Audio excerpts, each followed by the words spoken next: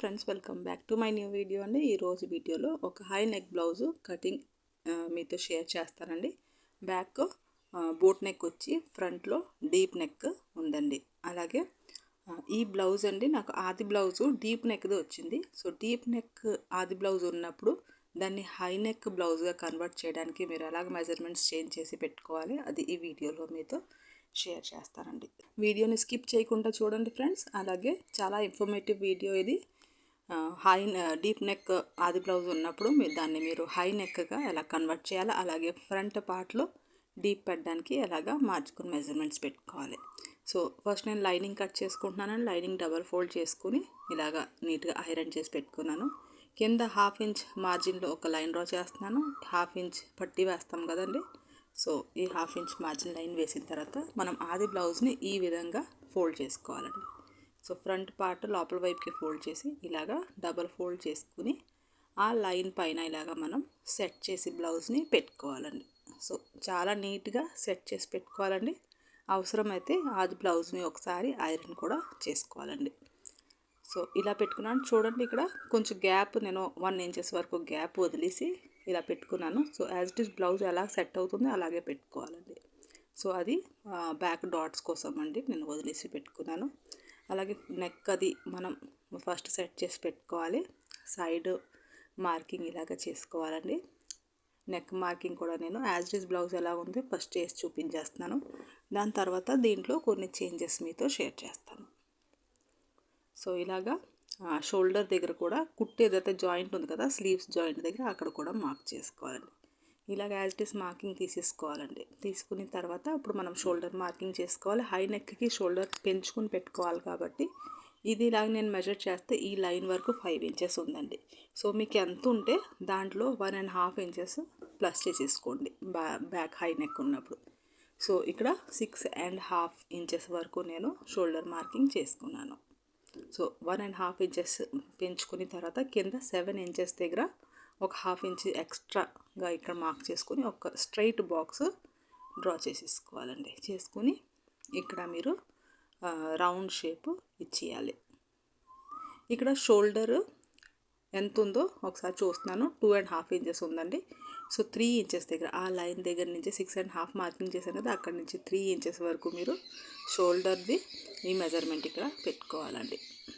పెట్టుకున్న తర్వాత షోల్డర్ని బోట్ నెక్కి కొద్దిగా ఒక 1/2 ఇంచ్ వరకు డౌన్ చేసుకోవాలి. చేసుకుని ఒక రౌండ్ షేప్ ఇక్కడ ఆర్మ్ రౌండ్కి ఇచ్చేయాలండి. హై నెక్కి మీరు మెజర్మెంట్స్ పెట్టుకునేటప్పుడు ఆర్మ్ రౌండ్ని ఆది బ్లౌజ్లో ఒకసారి మెజర్ చేస్తున్నానండి. బ్యాక్ పార్ట్లో మెజర్ చేసి చూసుకోవాలి. ఇలా మెజర్ చేస్తే 8 ఇంచెస్ వస్తుందండి.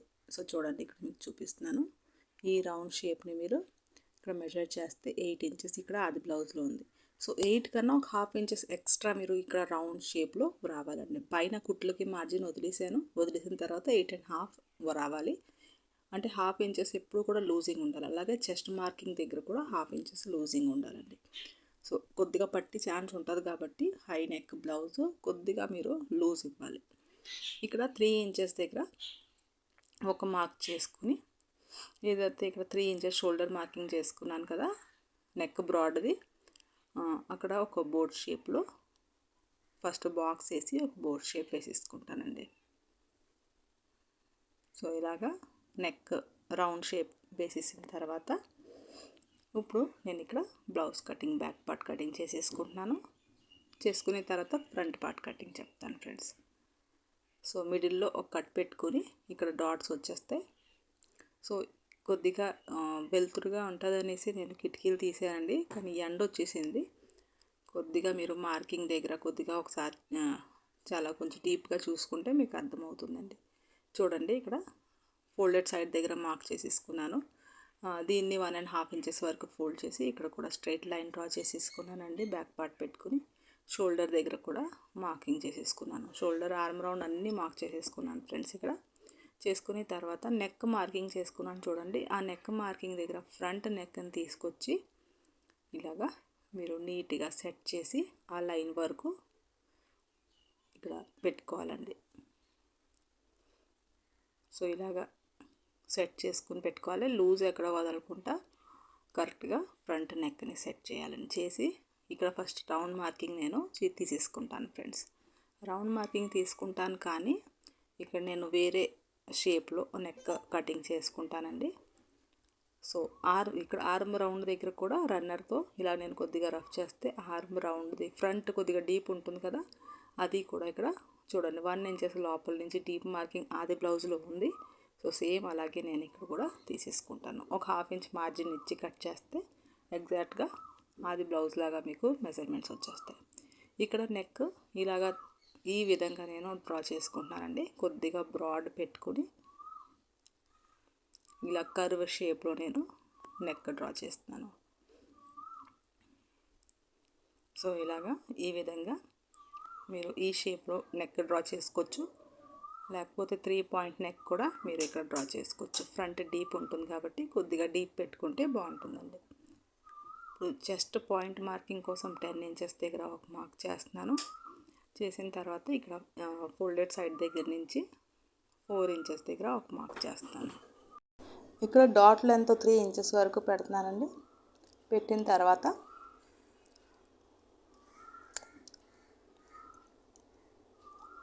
త్రీ ఇంచెస్ ఇక్కడ ఇలాగ స్ట్రైట్గా లైన్ డ్రా చేసిన తర్వాత లైన్కి అటువైపు 1¼ ఇంచు, ఇటువైపు 1¼ ఇంచ్ అండి. అది కూడా మీరు ఆ బ్లౌజ్లో మెజర్ చేసి పెట్టుకోవచ్చు. 1¼ ఇంచెస్ అయితే మీకు నార్మల్ డాట్ విత్ మ్యాక్సిమంగా అదే ఉంటుందండి. సో ఇక్కడ ఫ్రంట్ హుక్ పట్టీ కూడా ఎంతవరకు మనం వేసి షేప్ పట్టీ వేయాలి అది కూడా ఇక్కడ ఇలాగ పెట్టుకుని ఎక్స్ట్రా 1½ ఇంచెస్ పెట్టుకోవాలి. కుట్టు దగ్గర నుంచి పెట్టుకొని మార్క్ చేసేసుకోవాలి. ఇక్కడ ఫ్రంట్ వైపు షేప్ పట్టీ దగ్గర నుంచి సైడ్ జాయింట్ వరకు 6 ఇంచెస్ ఉందండి. సో ఇక్కడ చూడండి, ఈ మార్క్ చేశాను కదా, ఈ మార్క్ దగ్గర ఫస్ట్ మనం మెజర్ చేయాలి. 3 ఇంచెస్ వస్తుంది. అటు సైడ్ కూడా ఇలాగ కొద్దిగా క్రాస్గా మనం మార్క్ చేసుకుని ఇక్కడ వెస్ట్ మెజర్ చేయాలండి. సో ఇక్కడ చూడండి, ఫ్రంట్ వైపు షేప్ పట్టి 6 ఇంచెస్ వచ్చింది కదా, ఇలా ఫస్ట్ మెజర్ చేస్తే 3 ఇంచెస్ వచ్చింది. 3 ఇంచెస్ అటువైపు డాట్ లైన్ దగ్గర వదిలేసి మనం 6 ఇంచెస్ దగ్గర మార్క్ చేసుకోవాలి. అలాగే సైడ్ ఎక్స్ట్రా మార్జిన్ లైన్ కూడా వేసేసుకోవాలి. సో ఇలాగా ఫ్రంట్ పార్ట్ కట్ చేసుకోవాలండి. ఇంకొక బ్లౌజు సేమ్ ఇదే మెజర్మెంట్స్తో నేను ఈ బ్లౌజ్ కటింగే మీతో షేర్ చేస్తాను ఫ్రెండ్స్. ఇక్కడ కొద్దిగా ఎండ వచ్చేసి మీకు మార్కింగ్ సరిగ్గా కనిపించకపోవచ్చు. సో ఇంకో బ్లౌజ్ కటింగ్ కూడా సేమ్ ఇలాగే కట్ చేసి మీకు చూపిస్తాను. So as it is marking పైన ఇక్కడ కట్ చేసేసుకుంటున్నాను. సో ఇలాగ ఫ్రంట్ కర్వ్ షేప్లో ఫ్రంట్ నెక్ ఉంటుంది. ఇప్పుడు స్లీవ్ కటింగ్ కోసం 4 ఫోల్డ్ చేసుకొని పెట్టుకుంటున్నాను. కింద 1/2 ఇంచు ఇక్కడ మార్జిన్ లైన్ వేసుకుని కొద్దిగా చిన్న స్లీవ్స్ ఇక్కడ పెట్టుకుంటానండి. ఆది బ్లౌజ్ కొద్దిగా పొడుగుంది, సో నేను కొద్దిగా షార్ట్ చేసి స్లీవ్ కటింగ్ ఇక్కడ చేసుకున్న తర్వాత బ్యాక్ పార్ట్ని ఇలా తీసుకొచ్చి పెట్టి ఫ్రంట్ పార్ట్ ఏదైతే డాట్స్ ఉన్నాయో 3 డాట్స్ ఇక్కడ నేను వేసేసుకుని తర్వాత షేప్ పట్టి కట్ చేస్తాను. డాట్స్ ఇక్కడ వేసుకున్నానండి. వేసుకున్న తర్వాత ఫ్రంట్ పార్ట్ పైన ఇక్కడ ఇలా పెట్టుకోవాలి. పెట్టుకొని చూడండి ఇలాగా షేప్ పట్టి కటింగ్ చేసుకోవాలి. సేమ్ ఇదే మెజర్మెంట్స్ ఇంకో బ్లౌజ్ మీకు కట్ చేసి చూపిస్తాను ఫ్రెండ్స్. ఇది నేను ఎడిట్ చేస్తాను కాబట్టి మీతో షేర్ చేస్తాను. సేమ్ ఇదే బ్లౌజ్ ఒకసారి కట్ చేసి మీకు చూపిస్తాను క్లారిటీగాని. ఈ బ్లౌజ్ స్టిచ్చింగ్ నేను నెక్స్ట్ వీడియో అప్లోడ్ చేస్తానండి. స్టిచ్చింగ్ అయితే మీకు చాలా క్లియర్గానే అర్థమవుతుంది. సో ఇక్కడ front part and back part sleeves main fabric పైన కట్ చేసి సెట్ చేసేసుకుంటానండి. ఇలా క్రాస్గా పెట్టుకుని మెయిన్ ఫ్యాబ్రిక్ కూడా కట్ చేసేసుకోవాలి. మీకు ఎక్కడైనా డౌట్ ఉంటే మీరు కామెంట్ సెక్షన్లో అడగండి ఫ్రెండ్స్. సో మీకు కొద్దిగా ఈ వీడియో అర్థమవుతే ఫ్రెండ్స్ తప్పకుండా ట్రై చేయండి. అలాగే ఏమైనా డౌట్ ఉంటే కామెంట్ సెక్షన్లో చెప్పండి. వీడియో నచ్చితే వీడియోని లైక్ చేయండి friends. Thank you for watching అండి.